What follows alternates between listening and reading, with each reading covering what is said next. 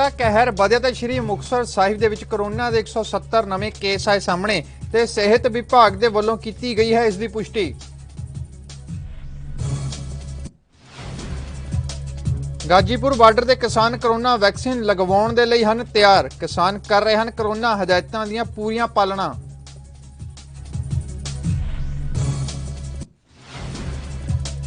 पूर्ण तौर पर हो रही है कणक की खरीद। किसानों ने पंजाब सरकार का किया धन्यवाद ते किसान होए खुश।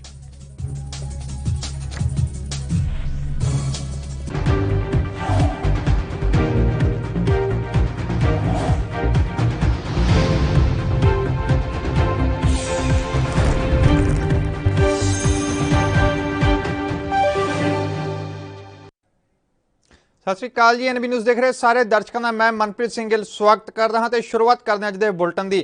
जिथे कणक की खरीद देरी नाल शुरू होने के कारण किसान चिंतित नज़र आ रहे सन, उत्थे हुण कणक की फसल की खरीद जो है मुकम्मल हो रही है। तो पंजाब सरकार का दावा सी कि फसल का दाना दाना खरीदा जाएगा।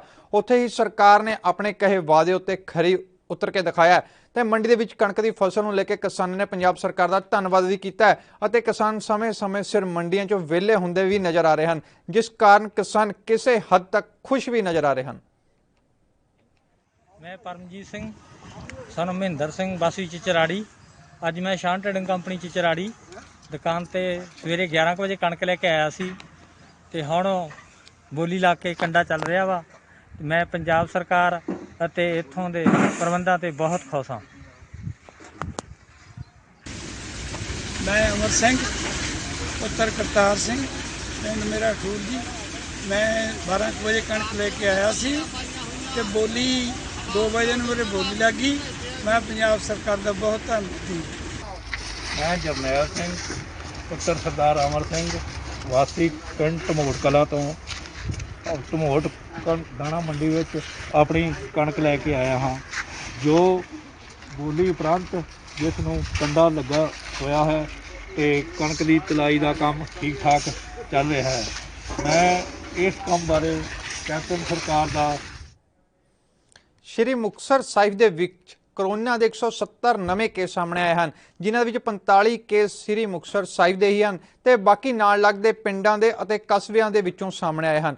कुल ठीक होने वाले मरीजों की भी गिणती जो है 74 के करीब हो चुकी है। तो नाल ही जो है कुल जो ठीक मरीज हो चुके हैं हुण तक दे वो 4650 के करीब हैं। ਅਤੇ ਜ਼ਿਲ੍ਹਾ ਦੇ ਵਿੱਚ ਕੁੱਲ ਪੀੜਤ ਮਰੀਜ਼ਾਂ ਦੀ ਗਿਣਤੀ ਵੀ ਜੋ ਹੈ 700 ਦੇ ਕਰੀਬ ਹੋ ਚੁੱਕੀ ਹੈ, ਜਿਨ੍ਹਾਂ ਦੀ ਪੁਸ਼ਟੀ ਜੋ ਹੈ ਸਿਹਤ ਵਿਭਾਗ ਦੇ ਵੱਲੋਂ ਕੀਤੀ ਗਈ ਹੈ। ਕਰੋਨਾ ਦਾ ਕਹਿਰ ਜੋ ਹੈ ਵੱਧਦਾ ਹੀ ਜਾ ਰਿਹਾ ਹੈ ਤੇ ਪੰਜਾਬ ਦੇ ਸ਼੍ਰੀ ਮੁਕਤਸਰ ਸਾਹਿਬ ਜ਼ਿਲ੍ਹਾ ਦੇ ਵਿੱਚ 170 ਨਵੇਂ ਕੇਸ ਸਾਹਮਣੇ ਆਏ ਹਨ, ਜਿਨ੍ਹਾਂ ਦੀ ਪੁਸ਼ਟੀ ਜੋ ਹੈ ਸਿਹਤ ਵਿਭਾਗ ਦੇ ਵੱਲੋਂ ਕੀਤੀ ਗਈ ਹੈ। ਤੇ ਹੁਣ ਤੱਕ ਦੇ ਕੁੱਲ ਜੋ ਮਰੀਜ਼ ਦੀ ਗਿਣਤੀ ਹੈ ਪੀੜਤ ਮਰੀਜ਼ਾਂ ਦੀ ਉਹ 700 ਦੇ ਕਰੀਬ ਪਹੁੰਚ ਚੁੱਕੀ ਹੈ।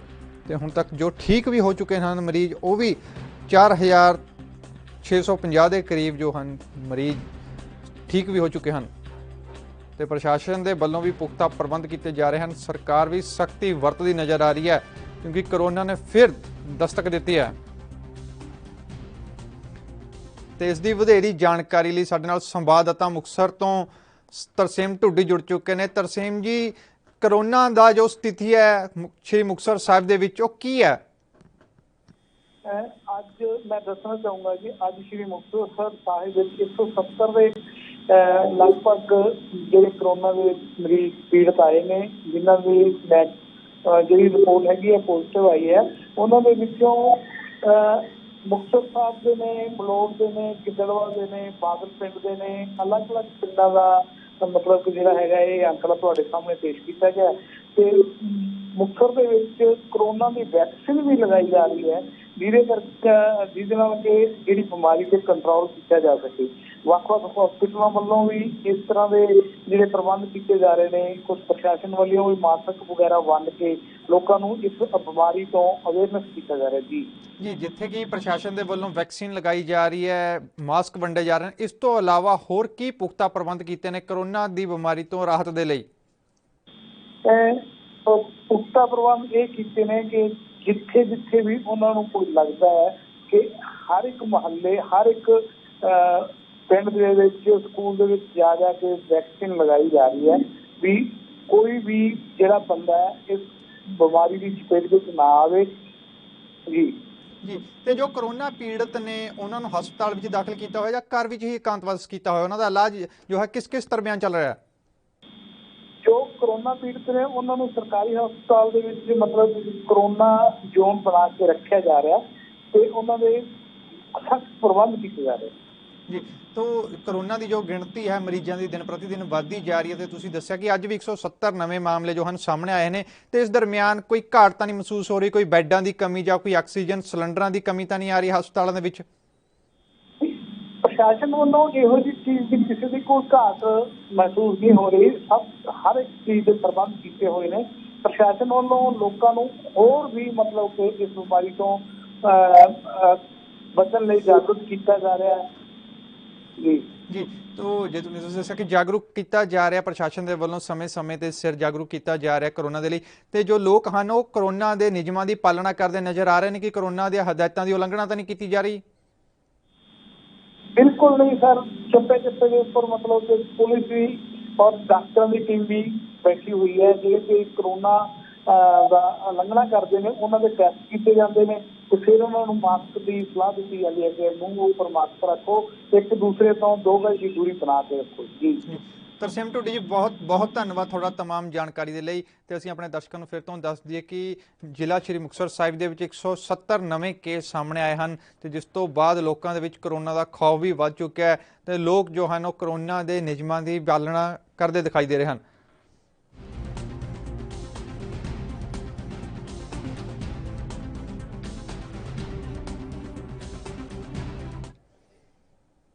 ਕਿਸਾਨ ਖੇਤੀ ਕਾਨੂੰਨਾਂ ਦਾ ਵਿਰੋਧ ਕਰ ਰਹੇ ਹਨ ਤੇ ਉੱਥੇ ਹੀ ਕਰੋਨਾ ਦਾ ਵੀ ਪ੍ਰਭਾਵ ਜੋ ਹੈ ਦਿਨ ਪ੍ਰਤੀ ਦਿਨ ਵੱਧਦਾ ਜਾ ਰਿਹਾ ਹੈ। ਇਸੇ ਦੌਰਾਨ ਸੰਘਰਸ਼ ਦੇ ਵਿੱਚ ਬੈਠੇ ਕਿਸਾਨਾਂ ਦੇ ਨਾਲ ਜਦੋਂ ਗੱਲਬਾਤ ਕੀਤੀ ਗਈ ਤਾਂ ਕਿਸਾਨਾਂ ਨੇ ਦੱਸਿਆ ਕਿ ਉਹ ਕਰੋਨਾ ਨਿਯਮਾਂ ਦੀ ਵੀ ਪੂਰੀ ਤਰ੍ਹਾਂ ਪਾਲਣਾ ਕਰ ਰਹੇ ਹਨ ਤੇ ਨਾਲ ਹੀ ਉਹਨਾਂ ਕਿਹਾ ਕਿ ਸਰਕਾਰ ਕਰੋਨਾ ਵੈਕਸੀਨ ਜਾਂ ਜਾਂਚ ਕੈਂਪ ਲਗਾਉਂਦੀ ਹੈ ਤਾਂ ਉਹ ਟੈਸਟ ਅਤੇ ਵੈਕਸੀਨ ਲਗਵਾਉਣ ਦੇ ਲਈ ਵੀ ਪੂਰੀ ਤਰ੍ਹਾਂ ਤਿਆਰ ਹਨ, ਪਰ ਉਹਨਾਂ ਇਹ ਕਿਹਾ ਕਿ ਉਹ ਖੇਤੀ ਕਾਨੂੰਨ ਰੱਦ ਕਰਵਾਏ ਬਿਨਾਂ ਘਰ ਨਹੀਂ ਜਾਣਗੇ ਤੇ ਸਰਕਾਰ ਦੀਆਂ ਜੋ ਵੀ ਹਦਾਇਤਾਂ ਹੋਣਗੀਆਂ ਉਹ ਉੱਥੇ ਰਹਿ ਕੇ ਹੀ ਉਸ ਦੀ ਪਾਲਣਾ ਕਰਨਗੇ। देखिए, आप मैं एक बात बता दूं कि जब पूरे देश में कोरोना फैल रहा था तो उस समय गांव में किसानों के अंदर कोई कोरोना जैसा ऐसी कोई बीमारी नहीं थी। और ये भी सत्य है कि जब गांव से किसान इधर आ रहे हैं तो बीमारी लेके नहीं आ रहे, वो अपने आप में स्वस्थ है। जो 42 डिग्री टेम्परेचर 45 डिग्री टेम्परेचर में काम कर सकते हैं, खेती कर सकते हैं, तो उनके अंदर कोरोना जैसी चीज नहीं है। उनकी इम्यूनिटी सिस्टम इतना स्ट्रांग है कि उनको ये कोई भी बीमारी उन्हें छू नहीं सकती। उसके बावजूद भी हम सारे रूल गवर्नमेंट के फॉलो कर रहे हैं।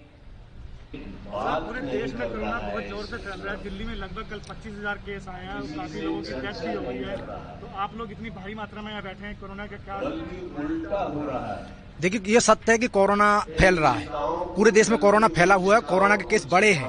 उसके बावजूद भी हम गवर्नमेंट ने जितने भी हमारे लिए रूल सुझाए हैं हम सारे रूलों का पालन कर रहे हैं, सोशल डिस्टेंसिंग का पालन भी कर रहे हैं। और अगर यदि गवर्नमेंट अगर चाहेगी कि यहाँ पे हमारे लिए कोविड-19 वैक्सीन की व्यवस्था करी जाएगी, कैंप लगाया जाएगा, तो हम वो टीके भी लगाने को पूरी तरह से तैयार हैं। और मैं यहाँ तक कहना चाहूंगा कि सरकार हमारे किसान आंदोलन को किसी तरह से कमजोर ना समझे।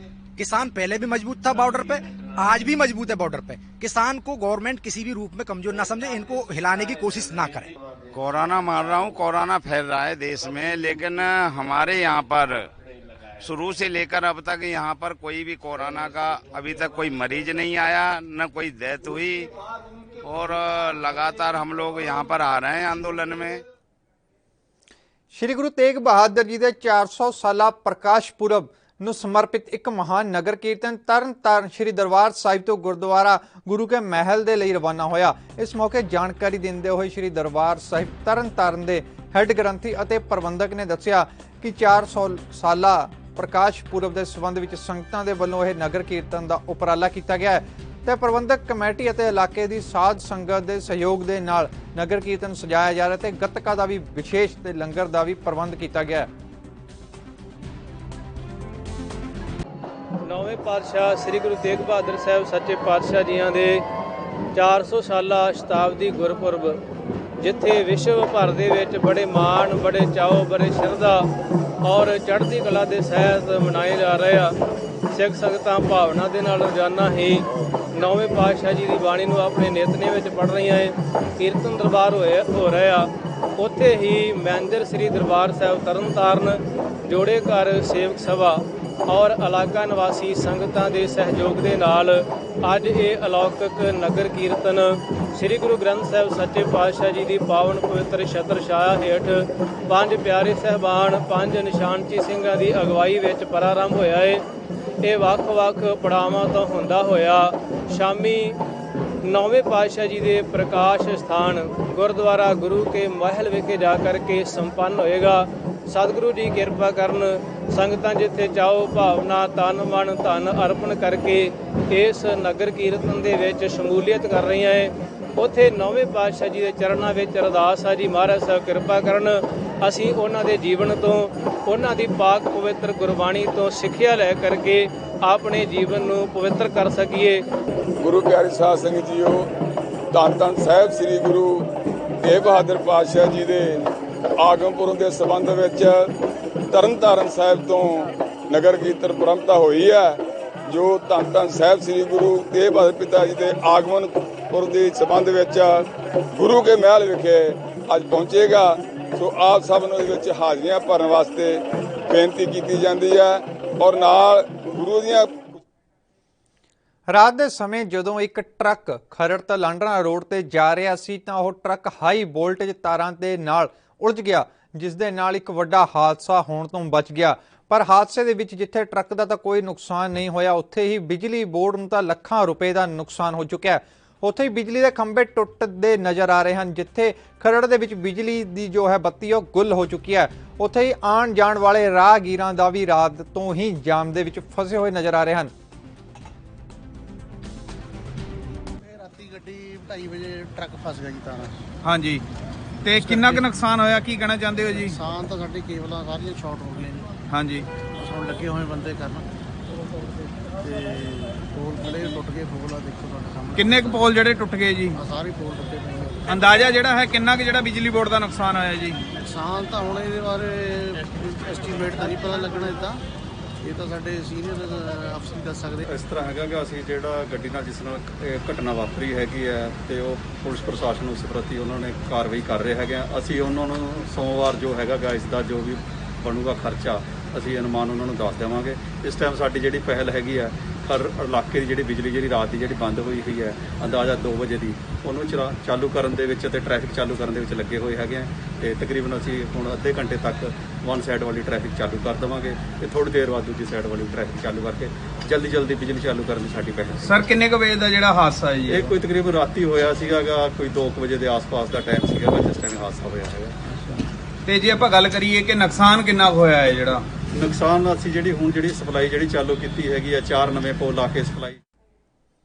ਵੇਲਾ ਹੋ ਗਿਆ ਇੱਕ ਛੋਟੇ ਜਿਹੇ ਬ੍ਰੇਕ ਦਾ ਤੇ ਜਲਦ ਹਾਜ਼ਰ ਹੋਵਾਂਗੇ ਬ੍ਰੇਕ ਤੋਂ ਬਾਅਦ।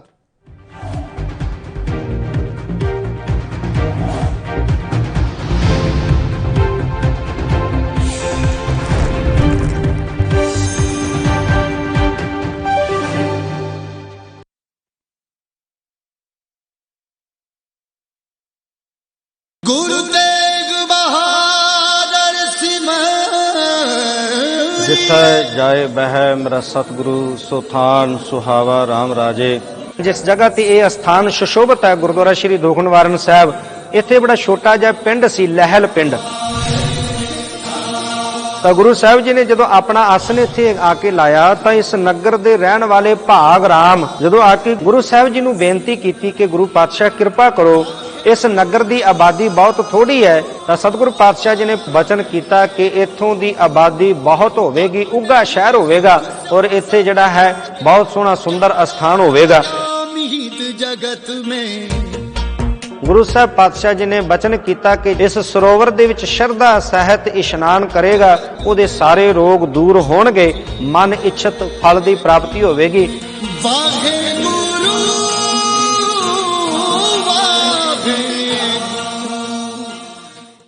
क्या आप दुबले पतले कमजोर हैं, आपकी सेहत नहीं बनती, भूख कम लगती है, वजन नहीं बढ़ता? दरअसल मेन बात खाना पीना खाना नहीं है, मेन बात है खाया पिया लगना। और अगर खाया पिया लगेगा ही नहीं तो सेहत बनेगी कैसे? इसलिए हमारी संस्था सन्यासी आयुर्वेदा ने एक ऐसी दवा बनाई है जो कि आपके पाचन तंत्र को आपके लीवर सिस्टम को ठीक करने का काम करती है, ताकि आप जो भी खाएं उसका पूरे का पूरा निचोड़ आपके शरीर को लगे, आपकी भूख बढ़े, खाया पिया सही से लगे, नया खून बने, हड्डियों में जान आए, वजन बढ़े, ताकत बढ़े, चेहरे पर नूर आए और आप मोटे तगड़े खूबसूरत पर्सनैलिटी के मालिक बन जाएं। यह दवा पूरी तरह से आयुर्वेदिक होती है। इसका शरीर पर कोई भी साइड इफेक्ट, कोई भी नुकसान या दुष्प्रभाव नहीं होता। लड़के लड़कियां दोनों इसका इस्तेमाल कर सकते हैं और पहले 15 दिन के अंदर ही आपको इसका असर महसूस हो जाएगा। सिर्फ 650 रुपए की पूरे 1 महीने की दवा होती है और आप इसे घर बैठे 01145454545 पर फोन करके दवा मंगवा सकते हैं।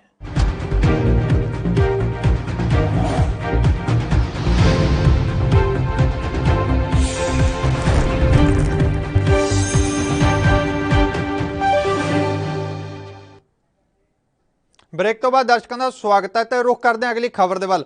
ਪੰਜਾਬ ਦੇ ਹਲਕਾ ਮਲੋਟ ਦੇ ਵਿਧਾਇਕ ਅਜੈਬ ਸਿੰਘ ਭੱਟੀ ਨੇ ਮਲੋਟ ਦੀ ਮੁੱਖ ਅਨਾਜ ਮੰਡੀ ਦਾ ਦੌਰਾ ਕੀਤਾ, ਜਿਨ੍ਹਾਂ ਨੇ ਇੱਕ ਦੁਕਾਨ ਦੇ ਵਿੱਚ ਬੈਠ ਕੇ ਆੜ੍ਹਤੀਆਂ ਅਤੇ ਖਰੀਦ ਏਜੰਸੀਆਂ ਦੇ ਇੰਸਪੈਕਟਰਾਂ ਦੇ ਨਾਲ ਗੱਲਬਾਤ ਕੀਤੀ ਅਤੇ ਸਖਤ ਆਦੇਸ਼ ਦਿੱਤੇ ਕਿ ਕਿਸਾਨਾਂ ਨੂੰ ਕੋਈ ਵੀ ਮੁਸ਼ਕਿਲ ਨਾ ਆਉਣ ਦਿੱਤੀ ਜਾਵੇ। ਇਸ ਮੌਕੇ ਉਹਨਾਂ ਕਿਹਾ ਕਿ ਕਿਸਾਨਾਂ ਨੂੰ ਕਣਕ ਦੀ ਫਸਲ ਵੇਚਣ ਦੀ ਜੋ ਵਿੱਚ ਕਿਸੇ ਤਰ੍ਹਾਂ ਵੀ ਦੀ ਅਗਰ ਜੇ ਮੁਸ਼ਕਿਲ ਆਵੇਗੀ ਤਾਂ ਜੋ ਏਜੰਸੀਆਂ ਦੇ ਕੋਲ ਬਾਰਦਾਨੇ ਦੀ ਵੀ ਜੋ ਘਾਟ ਅਗਰ ਮਹਿਸੂਸ ਹੋਵੇਗੀ ਤਾਂ ਉਸ ਨੂੰ ਜਲਦ ਹੀ ਪੂਰਾ ਕੀਤਾ ਜਾਵੇਗਾ ਤੇ ਉਸ ਦੇ ਅਜੈਬ ਸਿੰਘ ਭੱਟੀ ਨੇ ਸਖਤ ਆਦੇਸ਼ ਦਿੱਤੇ ਤਾਂ ਜੋ ਕਿਸਾਨਾਂ ਨੂੰ ਮੰਡੀਆਂ ਦੇ ਵਿੱਚ ਕੋਈ ਵੀ ਮੁਸ਼ਕਿਲ ਦਾ ਸਾਹਮਣਾ ਨਾ ਕਰਨਾ ਪਵੇ।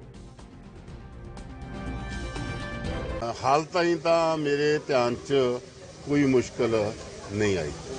ਫਸਟ ਆਫ ਆਲ ਮੈਂ ਵਿਜ਼ਿਟ ਕੀਤੀ ਅਬਲ ਖਰਾਣਾ ਸਟਾਫ ਅਵੇਲੇਬਲ ਸੀ, ਕਾਫੀ ਮੰਡੀ 'ਚ ਮਾਲ ਆਇਆ ਹੋਇਆ। ਇੱਕ ਛੋਟੀ ਜੀ ਉਹਨਾਂ ਦੀ ਮੁਸ਼ਕਲਾਤ ਸੀ, ਪੰਸਪ ਦੀ ਮੰਡੀ ਆ ਉਹ। ਉਹਨਾਂ ਦੇ ਜਿਹੜੇ ਇੰਸਪੈਕਟਰ ਨੇ ਦੱਸਿਆ ਕਿ ਵਾਰਦਾਨਾ ਸਾਡਾ ਆ ਗਿਆ ਹੈੱਡਕੁਆਟਰ ਤੇ ਸਾਡੇ ਕੋਲੇ ਔਨ ਦੀ ਵੇ ਆ ਤੇ ਬਾਕੀ ਕਿਸੇ ਨੂੰ ਕੋਈ ਉੱਥੇ ਪ੍ਰੋਬਲਮ ਨਹੀਂ ਸੀ। ਸੁਣ ਲਓ ਇਸ ਮੰਡੀ 'ਚ ਆਇਆ ਮੈਂ, ਆਪਣੀ ਮੇਨ ਮੰਡੀ ਹੈ, ਇਲਾਕੇ ਦੀ ਮੰਡੀ ਹੈ, ਬਹੁਤ ਸੋਹਣੀ ਮੰਡੀ ਬਣੀ ਹੈ ਤੇ ਭਰੀ ਵੀ ਪਈ ਹੈ। ਤੁਸੀਂ ਵੀ ਨਜ਼ਰ ਮਾਰ ਸਕਦੇ ਹੋ, ਬਾਰਦਾਨੇ ਦੀਆਂ ਬੋਰੀਆਂ ਸਟੈਕਿੰਗ ਸ਼ੁਰੂ ਹੈ ਔਰ ਮਾਲ ਵੀ ਆਇਆ। ਸਾਰੀਆਂ ਏਜੰਸੀਆਂ ਦੇ ਜਿਹੜੇ ਸਾਡੇ ਇੰਸਪੈਕਟਰ ਸਾਹਿਬਾਨ ਹੈ ਉਹ ਸਾਰੇ ਇਨ ਪਲੇਸ ਹੈ। ਇੱਕ ਮਾਰਕਫਿਟ ਦੀ ਥੋੜੀ ਜੀ ਦੱਸਿਆ ਕਿ ਉਹਨਾਂ ਕੋਲੇ ਬਾਰਦਾਨੇ ਦੀ ਸ਼ਾਰਟੇਜ ਹੈ ਤੇ ਮੈਂ ਉਹਨਾਂ ਦੇ MD ਨਾਲ ਰੂਜਮ ਸਾਹਿਬ ਨਾਲ ਗੱਲ ਕੀਤੀ ਹੈ। ਰੂਜਮ ਨੇ ਮੈਨੂੰ ਅਸ਼ੋਰ ਕਰਾਇਆ ਕਿ ਸਾਡਾ ਬਾਰਦਾਨਾ ਡਿਸਪੈਚ ਹੋ ਗਿਆ ਤੇ ਔਨ ਦੀ ਵੇ ਆ ਪਹੁੰਚ ਗਿਆ। ਬਾਕੀ ਕਿਸਾਨਾਂ ਦੀ ਗੱਲ ਕਰੀਏ, ਕਿਸਾਨਾਂ ਦਾ ਆਰੋਪ ਹੈ ਵੀ ਉਹਨਾਂ ਨੂੰ ਲਿਫਟਿੰਗ ਦੀ ਪ੍ਰੋਬਲਮ ਆ ਰਹੀ ਹੈ, ਬਾਰਦਾਨੇ ਦੀ ਪ੍ਰੋਬਲਮ ਹੈ ਕਈ ਦਿਨ।